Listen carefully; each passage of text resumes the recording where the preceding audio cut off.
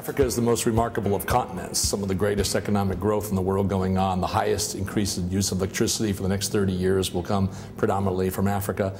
Lots of good things to be said, including the fact that the African Union, African states, African peoples are taking more and more leadership responsibilities of their own. You can see this in terms of peacekeeping in Somalia, where the African Union, a number of countries have really done their best to try to deal with a very complicated situation. Water negotiations, water rights, lots of issues which are absolutely critical are being done now through regional bodies in Africa. This is all the good news. There's a lot of good things happening, but there's also going to be a very tough year next year. It's going to, of course, start with a bang in January with the Sudanese referendum.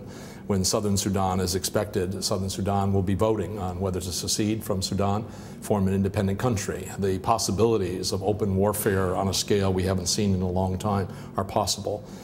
There's lots of other things going to be happening in Africa as well, plus the traditional annual surprises that we have throughout the continent.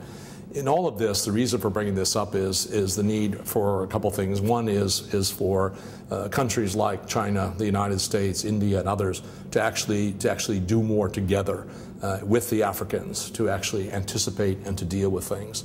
And I mentioned India. You don't usually hear India talked about in terms of Africa, but in fact, India is a huge presence and a very important partner in Africa. They have over 7,500 peacekeeping troops now in Africa, much more than anyone else. It's a role that's unrecognized and deserves to be recognized. India needs to be at the table when we talk about these kinds of issues. China and the United States, which have differing interests, for example, in Sudan, need to find ways of dealing with each other in a much more sophisticated way. So at one level, you've got the governments and what the governments can do. At another level, it's for all of us, for myself, for all of you. Many of us have been to Africa a number of times, but how much do we really understand Africa? How much do we really need to know? And it seems to me one of the most important pieces that we need to do is to really focus much more, not just on the issues of Africa, but how we can form support mechanisms with the Africans themselves to actually deal with some of the principal challenges that they have.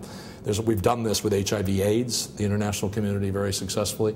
We need to do it in other issues. And if you watch the EastWest Institute website over the months to come, you'll see that Africa is going to be there's going to be an increasing tempo of our commitment and our work with this continent.